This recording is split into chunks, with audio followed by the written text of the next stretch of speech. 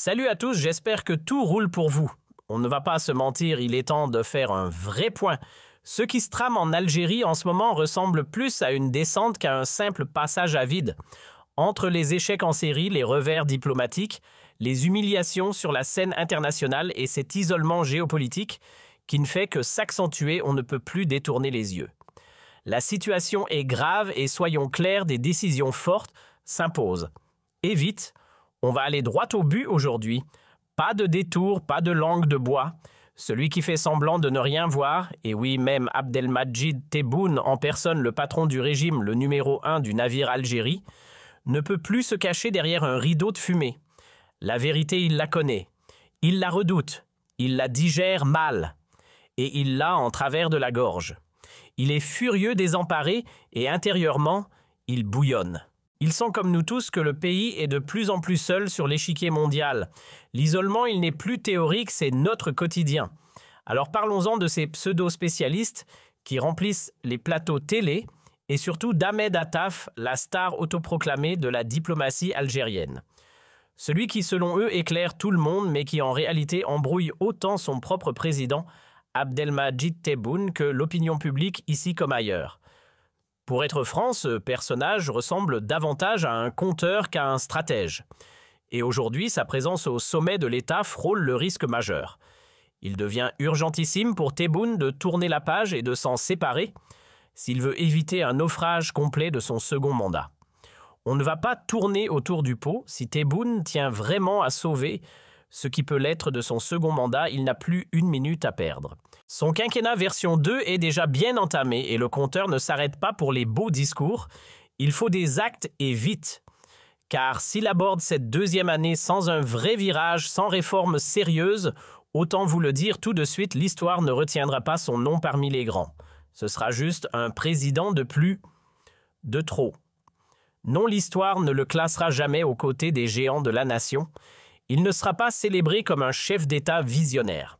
Ça, c'est une certitude. Mais s'il se réveille à temps, il peut encore laisser une autre empreinte, celle d'un homme qui, face à ses erreurs, n'a pas fui, mais tenté de réparer. Un dirigeant qui, malgré les tempêtes, aura au moins essayé. Et parfois, dans les livres d'histoire, tenter d'agir dans le chaos vaut mieux que de régner dans l'illusion. Regardons les choses en face, l'Algérie est aujourd'hui diplomatiquement orpheline. Le mot est fort mais juste. Du côté sud, c'est une dégringolade. Depuis avril 2025, plus de liens avec le Mali, plus de dialogue avec le Niger. Et ce n'est pas juste une brouille, c'est quasiment la guerre froide. L'animosité, les tensions, les non-dits, tout y est. Et pourtant, ces deux pays partagent avec nous plus de 1300 km de frontières. 1329 km pour être précis. On parle ici de voisins stratégiques, pas d'îles lointaines. Et aujourd'hui, on n'échange plus que du silence et de la méfiance. La Libye est aujourd'hui un puzzle explosé entre milices, intérêts étrangers et ambitions régionales. Et pendant que les puissances se battent pour s'y tailler un morceau, à l'est, l'Égypte, les Émirats, la Russie et à l'ouest, la Turquie et le Qatar, l'Algérie, elle reste sur le banc, spectatrice. Pourtant, avec son passé de médiateur respecté, ses liens historiques avec les Libyens, son aura régionale, elle aurait pu jouer un rôle clé, une passerelle entre Tripoli et Benghazi, mais non. D'un côté, elle entretient des rapports cordiaux avec le gouvernement de Tripoli, de l'autre, c'est l'hostilité ouverte avec Benghazi. Résultat, pas d'unité, pas de transition, pas de voix algérienne au centre du jeu. Et aujourd'hui, la Libye reste un pays sans institutions légitimes, sans chef reconnu, divisé entre puissances et factions. Une occasion ratée. Une de plus. Libye-Maroc, même constat, même naufrage. Juste à côté de chez nous, la Libye est devenue un terrain de jeu pour les grandes puissances, pendant que nous, Algériens, regardons la partie depuis les gradins impuissants. Et pourtant, on partage près de 1000 km de frontières avec ce pays, précisément 982 km, sans compter les enjeux économiques colossaux, et malgré ça, c'est silence radio ou tension glaciale. Mais si vous pensiez que c'était le pire, attendez de voir le Maroc. Là, on n'est plus dans la crise, c'est carrément la guerre sans déclaration. Ambassade fermée, visa bloqué, ciel aérien verrouillé, Il ne manque que le communiqué officiel pour que ce soit acté. Et comme si ça ne suffisait pas, la gifle est venue de New York en octobre 2025. Le Conseil de sécurité de l'ONU a balayé sans ménagement toutes les propositions portées par le régime Tebboune sur la question du Sahara occidental. 3 ans d'efforts réduits en poussière diplomatique. Du côté des puissances méditerranéennes, c'est un vrai festival de tensions. Avec la France, on a carrément touché le fond. Les liens sont gelés, les échanges quasiment inexistants et la confiance aux abonnés absents. L'Italie, elle reste polie. On fait du business, on se serre la main, mais ne rêvons pas, ce n'est pas une amitié juste, une transaction cordiale. Quant à l'Espagne, on tente maladroitement de recoller les morceaux après plus de 2 ans de crise diplomatique.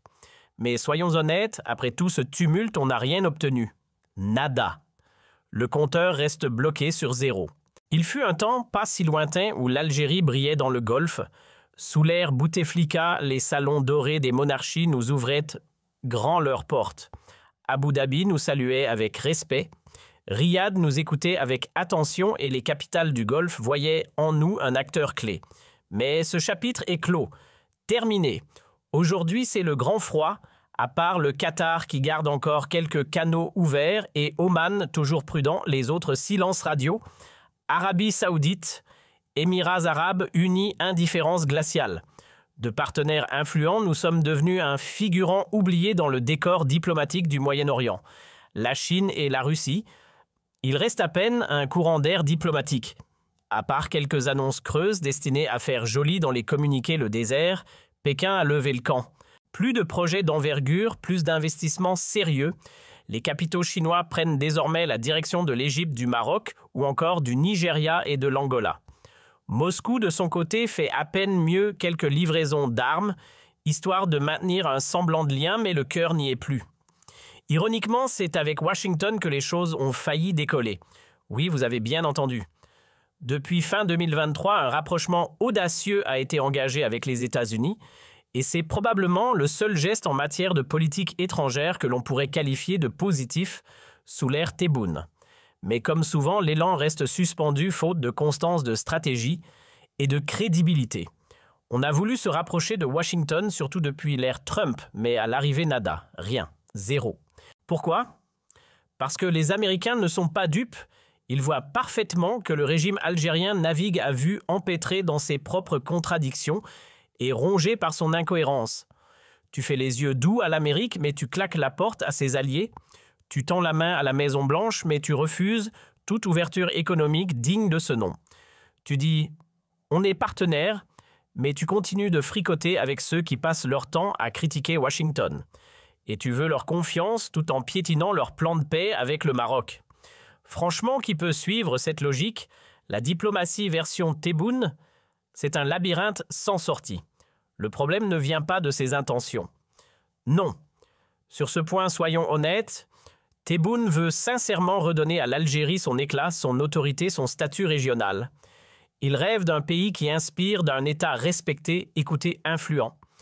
Et là-dessus, je ne peux pas lui reprocher grand-chose. Ce n'est pas un manque de volonté, c'est un problème d'exécution. Et pourquoi ça coince?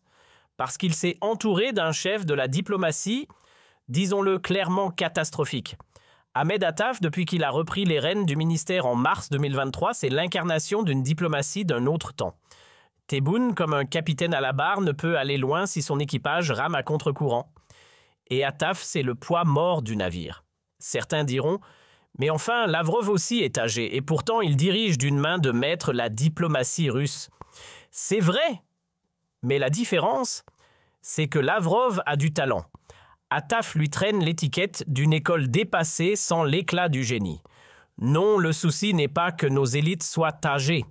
Ailleurs dans le monde, des dirigeants septuagénaires continuent de briller. Regardez Lavrov, 75 ans, et toujours au sommet de son art. Le problème en Algérie, c'est que quand l'incompétence rencontre la vieillesse, ça donne une combinaison explosive. Prenez Ahmed Attaf, 72 ans au compteur et un esprit resté bloqué à l'époque du Minitel. Ce n'est pas son âge le vrai problème, c'est son logiciel. Mentalement, il tourne encore sur une version 1.0 de la diplomatie mondiale. Attaf n'est pas juste un diplomate, c'est un pur produit de l'école des années 70 et 80. Une époque où les convictions géopolitiques se forgeaient dans des amphithéâtres poussiéreux et les manuels traduits du russe. Contrairement à Lavrov qui a su évoluer avec son temps, Attaf est resté figé. Pourquoi? Parce qu'il n'a ni l'expérience internationale suffisante, ni cette intelligence émotionnelle qui permet de comprendre un monde en mutation. Quand la planète a changé de cap dans les années 90, lui, il a simplement décroché. Attaf a certes touché à la diplomatie, mais son parcours s'est brutalement arrêté à la fin des années 90. À l'époque, il occupait le prestigieux poste de ministre des Affaires étrangères, jusqu'à ce que Bouteflika débarque et fasse le grand ménage. Pourquoi? Parce que Bouteflika connaissait les rouages du ministère comme sa poche. Il savait distinguer un fin stratège d'un figurant maladroit. Et dans son œil avisé, Attaf n'avait clairement pas le profil d'un grand diplomate. Résultat, direction Londres, poste d'ambassadeur, une sorte de placard doré. Puis en 2004, rideau, il est remercié, écarté, oublié. Mais pourquoi ce désaveu en 2004? C'est simple, Ahmed Attaf n'était pas un soldat du camp Bouteflika. Et dans les cercles du pouvoir, c'est une règle tacite, un président ne garde pas à ses côtés quelqu'un qui ne partage ni sa vision, ni ses valeurs, ni ses objectifs. En clair, Attaf n'était pas sur la même longueur d'onde. Et quand t'es pas dans la bonne équipe, tu dégages. Entre 2004 et 2023, Ahmed Attaf a tout simplement disparu des radars. Silence radio. Aucune trace sur l'échiquier diplomatique mondial, aucune implication dans les grands bouleversements géopolitiques. Pendant que la planète entamait l'ère de la multipolarité des conflits hybrides et des rééquilibrages stratégiques, lui était en veille prolongée, comme s'il avait mis sa carrière en mode avion pendant près de 20 ans. Et quand on le voit aujourd'hui reprendre du service, on se demande franchement s'il a seulement suivi l'actualité internationale durant tout ce temps. Faut dire les choses telles qu'elles sont. Même à l'époque où il était actif, son parcours ne faisait pas vraiment briller les yeux. Porte-parole du gouvernement entre 1994 et 1996, soit en plein cœur de la décennie noire, une période où l'objectif n'était pas la performance mais la survie. On ne lui demandait pas d'innover mais de tenir le navire à flot pendant la tempête. Dans ce contexte difficile de parler de grands exploits, il a servi, oui, mais dans une administration verrouillée par la peur focalisée sur la préservation de l'État face à la menace islamiste armée. Un environnement où la gestion d'urgence remplaçait toute vision de long terme. Sur le papier, son parcours ressemble à celui d'un diplomate de carrière, tout ce qu'il y a de plus traditionnel. Secrétaire d'État chargé de la coopération maghrébine entre 1994 et 1996, ambassadeur en Inde puis en Yougoslavie, et enfin passage obligé par New York en tant que représentant permanent adjoint à l'ONU. Oui, il y a eu des titres, des fonctions, des affectations, mais tout ça c'était dans les années 90, début 2000 tout au plus. Il a appris l'anglais à cette époque, ça on peut lui accorder. Il baragouine plutôt bien. Mais au-delà de ça, il n'y a pas eu de montée en puissance, pas de fait marquant. Juste un parcours très administratif. Soyons honnêtes, Ahmed Attaf n'a jamais été perçu comme une étoile montante du ministère. Bien au contraire. Dans les couloirs du quai d'Orsay algérien, son nom n'évoque ni excellence ni génie. On le connaît, bien sûr. Difficile de ne pas connaître quelqu'un qui a été autant nommé. Mais on ne le cite jamais comme une référence et encore moins comme une fierté nationale. Et pourtant, des talents brillants, on en a. Bien plus compétents, bien plus préparés. Mais visiblement pas assez proches du pouvoir pour monter aussi haut. Avec Ahmed Attaf dans les parages, le manque de compétences au sommet de l'État n'a pas seulement persisté, il s'est amplifié. Il a pris ce déficit de gouvernance déjà existant sous Tebboune et il l'a creusé profondément. Les deux hommes dépassant la soixantaine bien entamés semblent coincés dans une autre époque, l'époque des années 70. Et pendant que le monde d'aujourd'hui évolue à la vitesse d'un algorithme, eux déroulent encore un manuel diplomatique jauni par le temps. On ne parle pas seulement de décalage, on parle de deux cerveaux qui fonctionnent avec un logiciel périmé dans un monde qui tourne sur une toute autre fréquence. Mettons les choses au clair, derrière les tensions actuelles avec Paris et Rabat, il y a une plume, celle d'Ahmed Attaf. C'est lui qui, dans l'ombre, a soufflé à Tebboune de muscler le ton contre la France, de rappeler l'ambassadeur de geler les accords et d'entrer dans une logique de confrontation frontale. Idem pour le Maroc, c'est encore Attaf qui pousse à durcir la ligne, à radicaliser la posture, à rendre chaque geste plus hostile que le précédent. Résultat, une diplomatie transformée en champ de bataille. Et personne n'en sort gagnant. Il faut appeler un chat si Tebboune s'est aventuré dans cette stratégie diplomatique bancale. C'est parce qu'Ahmed Attaf lui a vendu du rêve. C'est lui qui lui a soufflé que l'Algérie allait pouvoir faire obstacle ou au moins ralentir la machine diplomatique américaine au Conseil de sécurité de l'ONU. C'est encore lui qui a nourri l'illusion que Washington allait soudain prêter l'oreille aux suggestions algériennes et reconsidérer son penchant notoire en faveur du Maroc. Attaf toujours lui a encouragé Tebboune à maintenir une ligne dure, brutale, sans compromis contre les Émirats arabes unis. Et devinez quoi? C'est ce même Attaf qui a ouvert les hostilités avec Israël sans préparation, sans stratégie. Juste du défi mal calculé. Il les a provoqués avec une légèreté presque enfantine, et maintenant c'est tout l'échiquier diplomatique qui tangue. Pour illustrer ce que je dis, prenons un exemple précis. En juillet 2023, le Niger a basculé. Le 26, les militaires ont pris le contrôle du pays. Et pendant ce chaos, le président Mohamed Bazoum a été retenu dans son palais, puis arrêté. Et devinez qui était aux manettes côté algérien à ce moment-là, Ahmed Attaf. Oui, exactement lui. Et ce que je vais vous raconter là, c'est vérifiable par n'importe qui. La manière dont l'Algérie a géré cette crise a été, disons, largement influencée par ses conseils et sa vision de la diplomatie. Une anecdote concrète qui montre bien comment les choix d'un seul homme peuvent peser sur la politique régionale. À ce moment-là, l'ambassadeur d'Algérie à Niamey avait reçu une mission simple, établir le contact avec les putschistes. Et il faut comprendre, l'enjeu, l'Algérie et le Niger ne sont pas de simples voisins. Ils partagent près d'1 millier de kilomètres de frontières, précisément 950 km, ce n'est pas rien. Les deux pays sont liés par des projets colossaux, la route transsaharienne, le gazoduc du même nom qui doit impérativement traverser le Niger, sans oublier les investissements que Sonatrach prévoyait dans les gisements pétroliers et gaziers nigériens. Ajoutez à cela des relations historiquement excellentes renforcées par une coopération sécuritaire de haut niveau. Et on comprend vite que ce dossier était une opportunité en or. Une opportunité qu'Alger aurait dû transformer en succès diplomatique. À ce moment-là, souvenez-vous, le Niger était au bord du précipice. L'été 2023, la CEDEAO brandissait clairement la menace d'une intervention militaire.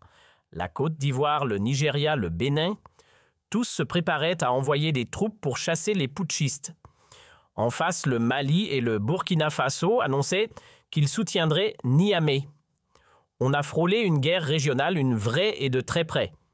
Et l'Algérie, au début, adoptait une posture presque irréprochable, refus total de la violence-opposition à toute ingérence volonté affichée de dialoguer avec les militaires, d'apaiser, de trouver une solution politique. L'idée était simple et parfaitement cohérente, laisser les Nigériens décider eux-mêmes de leur avenir. Franchement, jusque-là, c'était impeccable. Tout sonnait juste, mais en arrière-plan, c'est là que tout a dérapé. Ahmed Attaf a complètement brouillé la perception de Tebboune.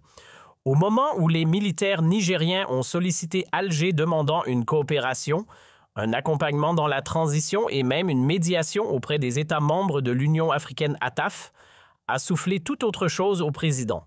Sa recommandation, un ultimatum, rien que ça. Il a expliqué à Tebboune qu'il fallait exiger la libération immédiate de Mohamed Bazoum, présenté comme un vieil ami de l'Algérie, un dirigeant que le pays avait soutenu lors de son élection en 2021, et tant qu'à faire imposer aux nouvelles autorités une feuille de route préparée à Alger, bref, demander aux putschistes de rendre Bazoum et leur dicter la marche à suivre. Lorsque l'ambassadeur algérien a rencontré les chefs militaires à Niamey autour d'août 2023, le ton était déjà fixé par les instructions venues d'Alger. Face aux principaux responsables du pouvoir militaire, il déclare « L'Algérie est disposée à vous épauler, à coopérer, à vous défendre sur la scène africaine. Mais seulement si 2 conditions sont remplies. 1. Vous remettez Mohamed Bazoum. 2. Et vous vous engagez à quitter le pouvoir dans un délai maximal de 6 mois. Autrement dit, une main tendue, oui, mais accompagnée d'un cahier des charges rédigé ailleurs. Le dialogue à partir de là était déjà voué à l'échec. Imaginez la scène, on arrive et on dicte la durée du pouvoir aux nouvelles autorités. Vous restez 6 mois, point final. Réaction des officiers nigériens, stupeur totale. Ils se sont sentis pris de haut, comme si l'Algérie s'arrogeait un droit de tutelle. Qui vous a donné ce mandat? Le Niger n'est pas une province algérienne, ce n'est pas votre terrain de jeu. Ce n'est pas à un État voisin de fixer l'agenda politique intérieur d'un pays souverain. Ce sont les Nigériens, leur parti, leur mouvement, leur peuple qui décident de leur destinée, pas un ultimatum, venu d'ailleurs exigeant la remise de Mohamed Bazoum pour être livré à Alger. Une posture vaine qui a tout de suite braqué l'interlocuteur. La façon dont on a exigé la libération de Bazoum, une maladresse totale, hautaine agressive et d'un snobisme insultant. Résultat immédiat, les officiers nigériens se sont sentis humiliés. Leur réaction a été claire et cinglante « Merci, mais non merci ». Et ils ont tout simplement tourné le dos à l'Algérie. Vers qui se sont-ils orientés ensuite? Vers le Maroc. Et tout ça, à qui l'imputer? À Ahmed Attaf. C'est lui qui a soufflé cette stratégie à Tebboune, venir poser des ultimatums, faire pression. Vous libérez Bazoum, vous nous l'envoyez en avion, point final. Mais à qui parle-t-on comme ça? Ces militaires ne sont pas des sujets à soumettre. L'arrogance a fait fuir l'interlocuteur. Un autre ministre aurait choisi la souplesse, séduire, négocier, proposer des contreparties, la vraie diplomatie des compromis. On aurait dit « Nous sommes prêts à vous soutenir face à l'isolement de la CEDEAO. Nous pouvons aider, accompagner la transition. Le Niger est un frère. Nous respectons vos cadres militaires. En échange, faites un geste politique, relâchez Bazoum, placez-le sous protection, permettez des visites, garantissez son intégrité. » Au lieu de cela, la méthode martiale exigée, emballée, expédiée a été imposée. Et comme si l'on dictait à des sujets « remettez-le à Alger ». Faux ton faux public et la diplomatie a pris une gifle. Et ce n'était que la première erreur. La seconde est encore plus flagrante, on ne débarque pas pour imposer un calendrier de transition, comme si on distribuait des ordres à des subordonnés. Une approche intelligente aurait consisté à discuter, à chercher un terrain d'entente, encourager les militaires à préparer un passage progressif vers un pouvoir civil, garantir les droits fondamentaux et construire tout cela par le dialogue. On aurait pu les inviter à Alger, les mettre autour d'une même table avec leurs opposants, avec les partis politiques, avec toutes les forces actives du pays. Le Club des Pins, le Palais des Congrès, ces espaces auraient pu devenir des lieux de médiation, d'échange, de négociation. C'est ça la diplomatie, créer un cadre, accueillir, accompagner, rapprocher. C'est de cette manière qu'on bâtit des relations extérieures solides, pas avec des injonctions mal calibrées. Mais certainement pas en adoptant cette méthode absurde, dépêcher un ambassadeur pour annoncer au général Abdourahmane Tiani et à toute la hiérarchie militaire nigérienne qu'ils n'ont que 6 petits mois pour rester en place et qu'en prime, ils doivent remettre immédiatement Mohamed Bazoum, comme s'il s'agissait d'un colis à récupérer. Et évidemment, le résultat a été catastrophique. Le Niger s'est fermé comme une huître. Pire encore, il a glissé directement dans le camp du Mali et du Burkina Faso, lesquels, désormais rapprochés du Maroc, ont fini par pousser l'Algérie hors du jeu. Notre pays s'est retrouvé écarté de toute influence au Sahel, marginalisé sur la scène africaine, renvoyé dans le même sac que la France, celui des puissances accusées d'ingérence de paternalisme à l'ancienne et de mépris pour la souveraineté des États du Sahel. Et tout ce chaos, devinez à qui on le doit, à Ahmed Fan et à toute la clique qui l'entoure. C'est encore lui qui vendait à Tebboune l'illusion qu'une résolution du Conseil de sécurité deviendrait une arme stratégique capable de mettre le Maroc à genoux. On connaît la suite, l'effet boomerang. Au lieu d'un triomphe, c'est un fiasco total, pas un seul bulletin en notre faveur, rien, le néant. Aed avait juré à Tebboune qu'il rallierait une coalition de pays derrière la ligne algérienne. Résultat, zéro soutien, pas même symbolique. Pendant qu'on cherchait des coupables, en accusant tour à tour la France, puis les FAR, puis je ne sais qui encore jusqu'à la Slovénie et le Danemark, les autres, eux, ont simplement fait ce que fait toute diplomatie moderne. Ils ont fait du lobbying et ils ont gagné. Selon le discours que vous m'avez transmis, Ahmed AF serait incapable de mener le moindre travail d'influence. Pourquoi toujours d'après ce texte? Parce qu'il manquerait de crédibilité, traiterait les dossiers avec une attitude hautaine, ne saurait convaincre qui que ce soit et en plus n'aurait pas les compétences nécessaires pour occuper une fonction pareille. La même source insiste être diplomate, ce n'est pas seulement porter un titre. C'est maîtriser l'art des mots, afficher une certaine finesse, savoir avancer avec fluidité, manier l'adresse, convaincre avec habileté et surtout créer des compromis quand tout semble bloquer des qualités qui, d'après ce que vous avez écrit, lui feraient défaut.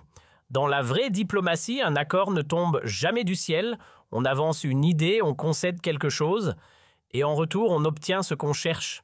C'est un échange, un vrai jeu de « je t'offre, tu me rends ». Mais lui, d'après ce que dit votre texte, ne met rien sur la table et réclame pourtant tout, comme si l'Algérie vivait encore dans les années 70 ou 90, à l'époque où elle imposait le respect par sa seule présence.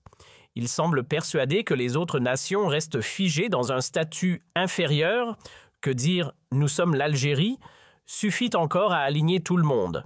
Une vision complètement déconnectée de la réalité actuelle. Cette époque-là est révolue. L'Afrique subsaharienne n'est plus celle que certains imaginent encore.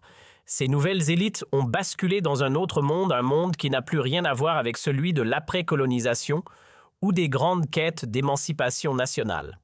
Aujourd'hui, ce qui domine, c'est le calcul froid, la logique des rapports de force, l'intérêt pur qui écrase les beaux discours sur les principes et les causes sacrées.